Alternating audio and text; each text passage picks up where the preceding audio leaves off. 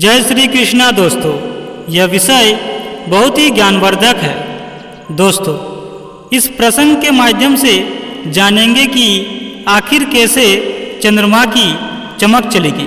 कृपया प्रसंग में अंतिम तक बने रहे। चंद्रदेव अत्यंत सुंदर और गौर वर्ण के थे। वस्तुतः उन्हें अपने सौंदर्य पर गर्व था। हाथ में गदा और कमल पुष्प लेकर अपने रथ पर अड़ूर होकर प्रत्येक रात वह आकाश में भ्रमण किया करते थे।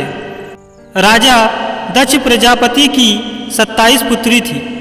उन सब का विवाह चंद्रदेव के साथ इस शर्त पर हुआ कि चंद्र सभी के साथ समान व्यवहार करेंगे। उन्हें प्रसन्न रखने के लिए चंद्र हर रात एक के पास जाते थे। रोहिणी सभी बहनों में से सबसे सुंदर थी और चंद्रदेव को सर्वाधिक प्रिय थे।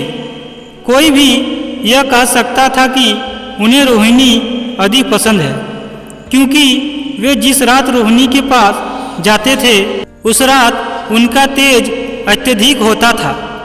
शेष पत्नियों को रोहिणी से ईर्ष्या होने लगी। दुखी होकर उन्होंने अपने पिता से शिकायत की।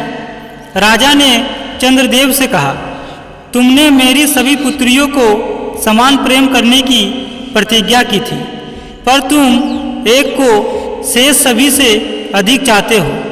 अपनी प्रतिज्ञा तोड़ने के कारण मैं तुम्हें श्राप देता हूँ कि तुम्हारी दृष्टि नष्ट हो जाए। श्राप पाकर चंद्रदेव अत्यंत दुखी हो उठे।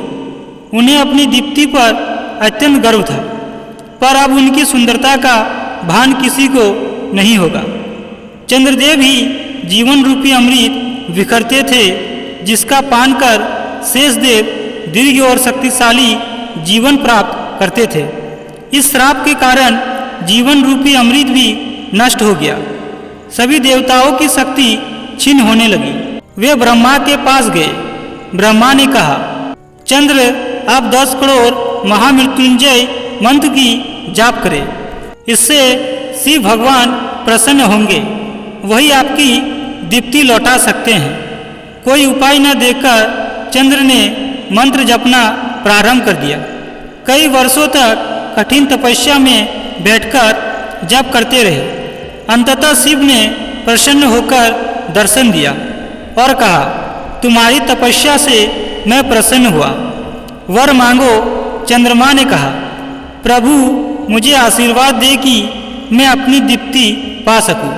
शिव भगवान ने कहा, तुम्हें महान राजा दक्ष प्रजापति ने श्राप दिया है। मैं उससे मुक्त तो नहीं कर सकता, पर हाँ, आंशिक रूप से आपकी दीप्ति वापस आ जाएगी।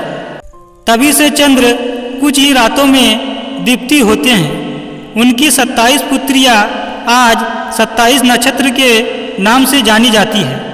ऋग्वेद में भी ऐसा वर्णन है।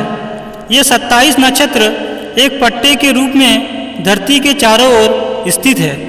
चंद्र का उदय हर रात एक एक नक्षत्र में होता है और वह बारी बारी से अपनी हर पत्नी के साथ एक रात व्यतीत करते हैं। दोस्तों, इस प्रसंग से हमें यह शिक्षा मिलती है कि हमें अपने सौंदर्य पर कभी गर्व नहीं करना चाहिए।